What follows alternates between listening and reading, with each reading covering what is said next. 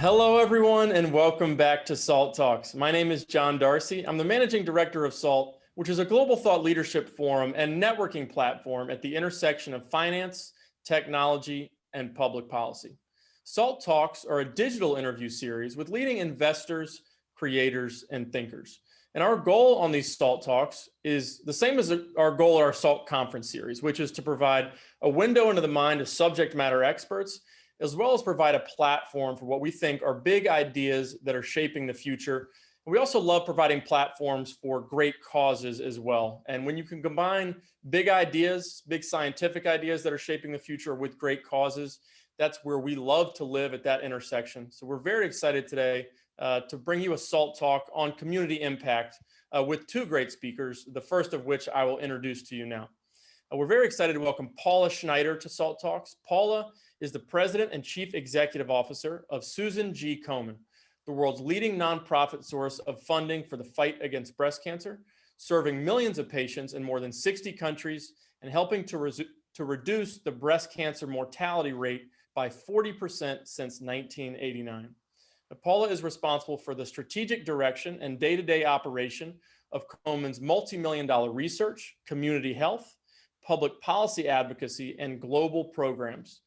For her, it's not just business, it's personal, because Paula herself is a breast cancer survivor, and her own mother died of metastatic breast cancer. She's been featured as a speaker at thought leadership forums such as Fortune's Most Powerful Women Summit, at the Milken Institute's Future of Health Summit. Paula was also named as one of Los Angeles Business Journal's 500 most influential people for 2016 and garnered the National Association of Women's Business Owners Inspiration Award in 2010. Hosting today's talk is Anthony Scaramucci, the founder and managing partner of Skybridge Capital, which is a global alternative investment firm. Anthony is also the chairman of SALT. And with that, I'll turn it over to Anthony for the interview. John, thank you. Paula, thank you so much for joining us. I think I want to start right away with your experience with breast cancer and how it led you to this Susan G. Komen Foundation. Yeah, there's sort of a silver lining, right? Because nobody wants to have breast cancer, but it did set the stage for my future endeavors. And I was in fashion my whole career and running some pretty major fashion organizations all throughout Los Angeles and global organizations. And I had breast cancer in 2007, and my mom had died of breast cancer shortly after I got it. So, and I have two daughters. So enough said, I made this massive pivot because I was actually getting an award for being one of the top female retailers in the country. And when I got up to give a speech, I was supposed to give a speech about empowerment, and it was supposed to relate back to something that was empowering about retail, and I had nothing. So I got up and I started to talk about being the most physically, or the most empowered when I was the least physically powerful when I had breast cancer, because you have to have some sort of grace that allows you to take help from people when you have breast cancer. And that was one of those moments in life. I got up, I got my speech, I sat back down to a friend of mine who was CEO of another big company, and she had just received an email from some recruiters in Dallas that had asked if she knew of anyone that would be interested in becoming the CEO of Susan G. Komen. And so she asked me, would you ever consider doing that? And I said, yes, I would. And literally that was on a Thursday. Friday, I made the decision I was going to go forward. I was running a publicly traded company. On Monday, I gave notice. I didn't even have an interview, but to me, I just decided that I didn't care if I sold one more pair of jeans to Bloomingdale's. And if I wanted to do something that was really meaningful for me, I was going to have to start. So I did. And it took, a few months of discussions back and forth, but ultimately I started here, and it's been the best move I could have ever made. And so it's an amazing story about purpose and finding your dream job. I'll segue for a second. One of my closest friends after 9/11 had retired from Goldman Sachs. 66 people died in 9/11. He went to volunteer for the company. I mean, obviously 3,000 people died, but in this one specific company, Sandler O'Neill, and he went there to help rebuild that company and help the survivors and their families. And it's been one of the most rewarding experiences of his life. And so Congratulations on what you're doing, but can you tell us how your experience as a survivor has shaped your leadership at the Komen Foundation? Yeah, I think, there's the part of being a survivor, like you walked in their shoes, right? Other than having metastatic disease, which thank God I don't. I have gone through all of the treatments and they were rough. I have gone through, literally the year of living dangerously, I call it, which is, I had a double mastectomy. I had, I think it was 40 rounds of radiation. I had chemo for 6 months. And it was a very aggressive form of cancer. And so these are the things that, that once you've been through, you really understand what people are feeling and how to make a difference. And we are a patient-centered organization. We are an advocacy organization for patients. So it's easier for me to be able to talk the talk and walk the walk because I know what people have gone through and I know what it means. So, and I know what the devastation that it causes to families. I'm one of the lucky ones that got out on the other side. And hopefully, the more work we do, the more opportunities we have for more families to stay intact and not lose their moms. And dads get breast cancer too. Men get breast cancer too. It's a far smaller percentage, but still it happens. So for me, it's a personal thing of being able to bring my experience, my real life experience to the cause. Let's talk about the pandemic for a second. How has the pandemic changed treatment protocols, if any? How has it changed diagnostics, if any? Give us the landscape of operating in a pandemic for breast cancer patients and their therapeutic potential outcomes and so forth. Yeah, if you think about it, cancer isn't canceled, folks. Just letting you know that right off. There's about 40 to 70% less cancer diagnoses going on right now. And that doesn't mean that it's because they don't exist. It means because people are not getting the screening that they need to be able to get a diagnosis. So for all the women that are out there that are listening to this, or all of the gentlemen that are out there that have wives or girlfriends that are in the age of getting screenings, you got to put your big girl panties on and go. And because the outcomes we will have a very big breast cancer boom after people are less afraid to go back to their doctors. So it's really bad. And it's not just breast cancer, it's all kinds of cancers and the screenings that it takes, because, to have that many people, almost half as many diagnoses, that just means that it'll be further along by the time it's diagnosed. So don't let yourself be in that position. Your plans over the next 5 years to grow and expand the foundation and the awareness that you guys are achieving in breast cancer. Tell us a little bit about that, Paula, because I think you are a great visionary. Yeah, well, these are tough times for any kind of philanthropic organization. Most philanthropic organizations have I'd say there's about 80% that have only 6 months of runway. So there will not be a lot of philanthropic organizations that survive the world of COVID. We're going to be on the other side of it. So it's looking out and seeing what we do. There's no one that would take the place of Komen, right? Because we've had our fingerprints on every major breakthrough that's ever happened. We sort of have three legs of the stool. We have research, because nothing is going to cure cancer other than research. I usually say nothing cures cancer other than cash, because cash pays for research, but nothing will cure cancer other than research. We have over 250 research projects that are going. Most of them are on metastasis, because it's not the cancer that kills you, it's when it spreads. So that's part one of our sort of three-legged stool. And we have some really, really interesting programs that we're working on there.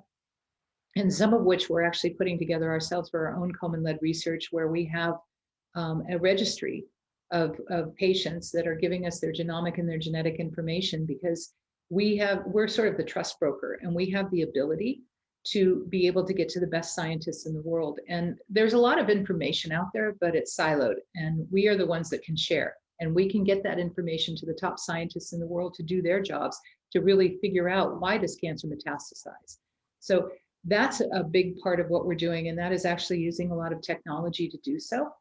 by building this pretty massive patient registry that allows us to get that information. And that's just one part of what we call our Komen Health Cloud, which is the ability of following a patient all the way through their journey. And what you hope to find is that people will care about their breast health before they need help, right? So, and going through the world of having breast cancer and understanding what that means, and this is where I can use my personal experience again, Anthony, I had one woman that helped me out through my journey, and she was my patient navigator. And on average, if you will have breast cancer, you have between 11 and 14 doctors. It's extremely complicated. Even if you are educated and you have the funds and you have good insurance and all the great support system, all the things that I had, it's still incredibly complicated. So there was this woman that helped me, and her name was Susan, and she was my patient navigator that helped me navigate this really, really complex world and helped me figure out, as a thought leader, what is the best treatment plan for me, who are the best doctors that are out there, et cetera. And I want to replicate that for women for women that are going through the journey, and that Komen can help them with, in creating a patient navigation app that allows women, whether you're in the rural Mississippi or whether you're in New York City, to be able to sort of use it like telemed, where you take this person with you into your doctor's office and you have the ability to have someone else listen to what's happening in your treatment schedule and what are the best things that you can do. So I think that there's a lot of ways that we're using technology to help us through, and it's easier to scale. So I think that that's one of the more important things for us is being able to use technology in our research, in our own research project, because we could really crack the code. So that's one. And then the third part or the second part is advocacy. We have about 11 state-led bills that have happened to improve women's healthcare that have been passed, that are Komen-led bills in the last 12 months. And there's a boatload to say about women in pink with pitchforks, because we're really powerful and we bring it. So that's really exciting for us. And then the third is all of the work that we do in communities. And many of you have probably seen a walk or a run, because we bring over 1 million people together annually, or we did before the COVID pandemic, to do walks and runs. But we're still doing them virtually. But in communities, we have a very big African American health equity initiative that isn't just the flavor of the month for us. This is something that we have been working on for years and years, where on average, if you're Black and you get breast cancer versus me, you're 40% more likely to die. And that's just the average. And in some cities, it goes up to like 75%. And DC is one of them. We have DC, LA, we have Dallas, we have Philadelphia, Memphis is the highest of all. These are not little podunk cities. These are major cities where there should be more opportunity to get people to the healthcare that exists. And if you did that, we'd probably decrease deaths by about 30%. So a lot of the work we do in community, we're using technology to enable our work in community. We do a lot in inequities in our community work. So it's a pretty robust 360-degree view of how we help women with breast cancer. So Susan, jumping in here, you mentioned that wait, it's people Paula, of color, because it's Susan G. Komen, but people do that. I almost did that when I read the introduction, and I stopped myself. No worries. Paula, but Susan, obviously we hold in very my high middle regard name, as well. so that's helpful. Can we just stop for a second, Paula? I am savoring the mistake that Mr. Perfect just made. Okay, so can we just allow that to just marinate the end of it now over the internet? Let's just let it marinate. Okay, it's like a symphony to me. Go ahead, Darcy. My webinar hosting career was taking off until that. I'm never going to live that down. That moment. Yeah. Oh, I will never forget that. John, Susan, Darcy. Go ahead. Ask Paula a question. I'm almost going to do it again. It's art. Paula, you mentioned the stat about people of color, African American women in particular, who I believe the stat is at 40%. They're 40% more likely to die from breast cancer than white women. We see similar statistics as it relates to COVID-19. There's a variety of different factors that lead that to be the case. Why is the percentage of mortality so much higher with Black women than it is for white women? And what is Komen doing in addition to those technology initiatives you mentioned to address sort of that inequality and allow people to get both the right prevention and the right treatment for their breast cancer? Yeah, there's a lot of factors, right? There's first and foremost, it's where you live shouldn't determine whether you live. What you look like shouldn't determine whether you live. A lot of times in the African American communities, that there's later diagnosis. It's a more and the type of breast cancer can be much more difficult to cure. So there's that. Then there's the cultural implications of actually talking about your breasts. We did a whole thing on Know Your Girls, right? And it was sort of a play on words, right? Because it's know these girls, it's know because your sisterhood and your friends, and you know all about your friends and your mothers and your aunties and all of those. But how well do you know these girls? And that was a really successful campaign about it for us in the African American community, because you have to be able to talk about it. We have history tools that can look at your family history to see what are the challenges that your family might have. So it's looking at every aspect of why. And there's a lot of reasons that are very apparent, and then there's a lot of reasons that are underlying causes. When we have these 10 cities that we're working in, we've done like a full-blown landscape analysis as to the why. Because it's not just handing people vouchers for mammograms and then it all goes away, because it doesn't. We've tried that. But we had a pilot in Chicago that we helped fund that had looked at what's the story behind the story. Why is it not happening? Why are all these disparities happening? And this was specifically that there was a challenge in reading mammograms correctly in some of the clinics in the south side of Chicago, where they were they were actually lessening the amount of people that had breast cancer. They weren't reading them correctly. So we have to look at why. And then there's interventions that are specific interventions for each of these cities. So it becomes, it's very hard work. It's very expensive work, but it's work that actually saves lives on the ground every single day. Yeah, and just an important note, and this is personal for me, my wife's grandfather actually died of breast cancer. So my wife's family on her dad's side have actually spent a lot of time and resources educating the public about male breast cancer as well. I think women, I don't know the statistics around it, but women are the majority of breast cancer cases. 97%-ish, 97%. Yeah, but male breast cancer is a real thing, and it's important that people are educated around that too. Your genetic information is really important. Like if you're Ashkenazi Jew, you have a 1 in I think it's 1 in 40 to carry the BRCA gene mutation, which then means that you can pass it on to your children. And then they have a 50% chance of getting the BRCA gene mutation if you're one parent. So on your side, you may want to look into that. Any time that there's breast cancer in your family, you want to figure out the information, right? Because knowledge is power. You can make all kinds of great decisions if you know. It's scary, right? I get it. When I go in for my MRIs that I have to get regularly, and my heart pounds before I go, because I know I don't want the outcome to be bad, but you know what? I'd rather know. And so there's so much opportunity now to get genetic testing and to be able to tell if there's anything that you're predisposed to, so that you can do something about it. Yeah, I feel just anecdotally that I see a lot more people getting sort of preemptive mastectomies, where having that knowledge allows you to get out in front of it, and rather than living your life in fear that every time you go to the doctor, you're going to get that bad news that there's a pretty significant percentage that you're going to get, you just go ahead and get out ahead of it and prevent yourself from having to live with that type of fear. And it's significant.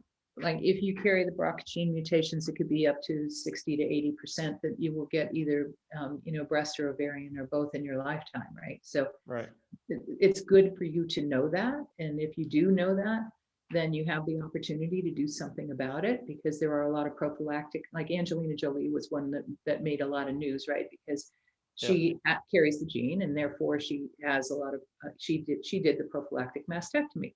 I was really happy to see that, because it brought it out into the public. I mean, I talk to women that are doing it all day long, every day, but it is important, right? Who wants to live like that? And then, you have to live scan to scan and be concerned about everything that you do and how long, when is it going to hit me?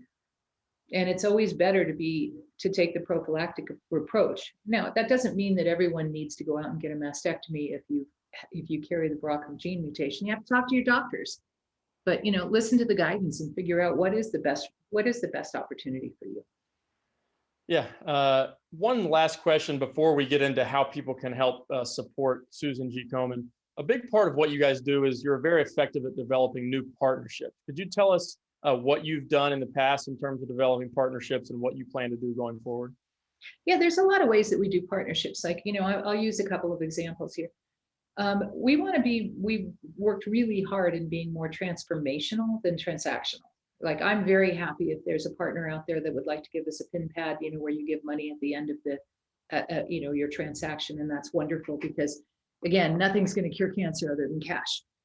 But what we did was we worked on a really wonderful partnership with Walgreens. And Walgreens has given us the money, the beginnings of the money. We still have to raise more to build our patient registry. And that's the patient registry where we're going to get 10,000 women to join and give us their genomic and genetic information. And if we do that, that's a significant data set. And it allows us to be able to give that information and slice and dice it any way we want to the top scientists in the world that can actually help, find a way to cure cancer from metastasizing. So we could crack the code. And, and again, because we are a trust broker and because we're neutral, all we care about, the only thing I care about is figuring out ways that my daughters are never going to get this and your wives and daughters are never going to get it. Right. So if we can figure that out, then there's ways for us to work with the top people in the world to do that. So that's like a transformational partnership that we have. The other partnerships, there's many partnerships that we have where we are working with different companies on our African American Health Equity Initiative, right? And it seems to resonate more now because, of all the world that's happened in the last 6 months or year. But this is something that we've been working on for a long time. And I think that leaders need to stand up and they need to figure out ways that they can participate. And it's not like giving Juneteenth off. It's, this can't be symbolic. If you're going to say you're doing something, do something. So we provide turnkey ways that organizations or businesses can help and really be effective in saving lives every single day. So our African American Health Equity Initiative is one of our biggest initiatives that we have going. And it's one that is gaining more and more notoriety and more strength because, it's very sort of cutting edge, but helping people right now today. So anyone who wants to help with that, we got a place for you. All right, fantastic. You guys are like an API for philanthropy. That's exactly right. Susan, before we talk about donations and how people can donate, I just have a question. I realize that neither of us are doctors, but when people call you and say, okay, are there things I can do to prevent breast cancer if possible? Or is it a genetic disposition? Or what does the foundation typically say to people as it relates to breast cancer prevention, if anything? Well, I would say, going back to my own diagnosis, I was in my 40s. That was before my mom had it for the first time. And I don't carry the BRCA gene mutation. And I, an athlete, and I eat healthy and all. I wasn't a candidate, right? But everyone is a candidate. The two things that make you a candidate are being a woman and getting older. So everyone is a candidate. And there isn't, certainly there's, if you have a genetic mutation, there's a predisposition for it, but it is kind of luck of the draw. Now, we know a lot of alcohol isn't good. We know a lot of sugar isn't good, but there's very few things, like specific things that you can do that will ward it off, if you will, right? So it really is just something that more research is going to have to be done so that we can understand what is the cause, what is the root cause, and how do we stop it. So, if you're out there, you're 1 in 8, and 1 in 8 will get it in their lifetime. Right. And so how do we donate? What do we do to increase the awareness? How do we get you more money because I do think you're right. The research obviously is the cure, but you need the money first. So how do we do that? How do we help? If you just go to Komen.org, there's always a donate button. It's very helpful for us. And, know that the work that we do is really, really, really impactful. We've had our fingers on our fingerprints, if you will, on almost every major breakthrough that's ever happened in breast cancer for the last 35 years. I've been with the company 3 years. For me, it's the greatest role in the world and the most meaningful. But, there are real life things that have come out of this. Like there was a study that we did that Komen was invested in called the Taylor X study. And this is one that was led by one of our head doctors in our scientific advisory board at Stanford, who's an amazing, amazing human being, where we looked at whether or not all women had to have chemotherapy for breast cancer, right? And it was determined that there's about 70% of women that didn't need chemotherapy. Do you know what the difference now that people have that information? And you have to go to your doctor. It's not like you can determine you don't need chemotherapy, right? It's where you fall on a scale, and it's all very specific. But the fact that so many women now do not have to have chemotherapy, because that's a bitch. I mean, it's like the hardest thing that I have ever done, and I'm tough as nails. So it's one of those things that these are real life impact that happen because of the work that we do at Komen. We save lives every day, and we make life more pleasant for those who have to go through this journey. So if you feel it and you care about any of the issues that we brought up, it's at Komen.org. Or if you are running a corporation or an organization that wants to partner with us, we have many, many ways to partner. We are in contact with 30 million people a year through our organization. And, and that's a huge community that we have that we can bring.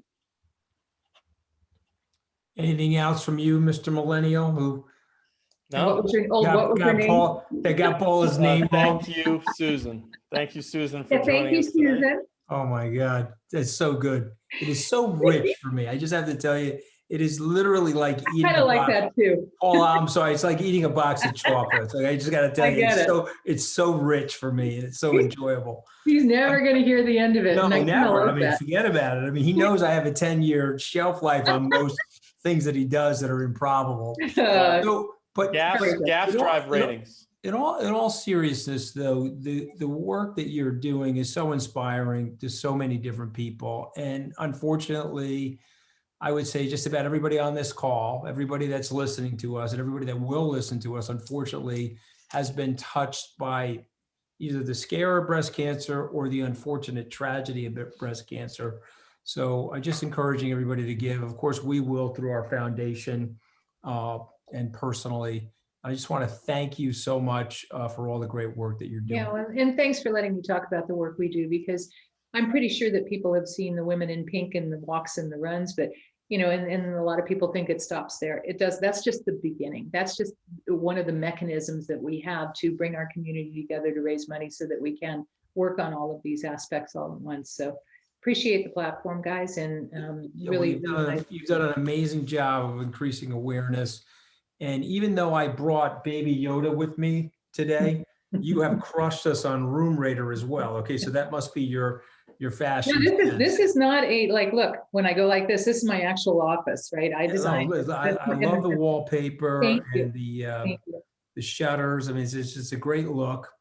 And I love the fact that you're beating John Darcy in the room rating as well. I have to tell you, that's also something. Well, that's not very hard if you look at his room rating. I'm in a sterile office that nobody's here because of COVID. Okay. So it's not very hard to beat me, but at least she didn't have to donate money to the person in charge of Room Raider to get 10 out of 10, Anthony. That's true. I am the Jared Kushner of Room Raider. I have to admit that, okay? The way he got into Harvard, I got my 10 out of 10, okay? Just want to let everybody know. All right, so go ahead, Darcy. But thank you, everybody, for tuning in to today's Salt Talk with Paula Schneider of the Susan G. Komen Foundation. A fantastic mission. Anthony and I are both married with daughters, so it's a cause that's near and dear to our heart, especially given our family history and my wife's history with her grandfather who passed from male breast cancer as well. So thank you, everybody, for tuning in. Just by tuning in and learning more, I think you're doing a great thing. And spread the word about what Komen is doing, Komen.org. As Paula mentioned, a lot of philanthropic organizations are struggling during the pandemic because of lack of engagement in physical events. People are used to the Komen walks, as well as people are struggling financially. So any help you can provide in this great mission is very much appreciated. Just a reminder, if you missed any part of this talk or any of our other talks, we have other talks focused on business as well as focused on philanthropy, including one coming up with Dr. Jonathan Simons of the Prostate Cancer Foundation. You can watch all of our past talks and sign up for all of our future talks at salt.org/talks. And again, please spread the word. I say that after every episode, but this one is incredibly important that you spread the word about this talk and about this cause. And please follow us on social media. We're on Twitter, we're on Facebook, LinkedIn, and Instagram. With that, this is John Darcy from SALT signing off for today. We'll see you back here again soon on SALT Talks.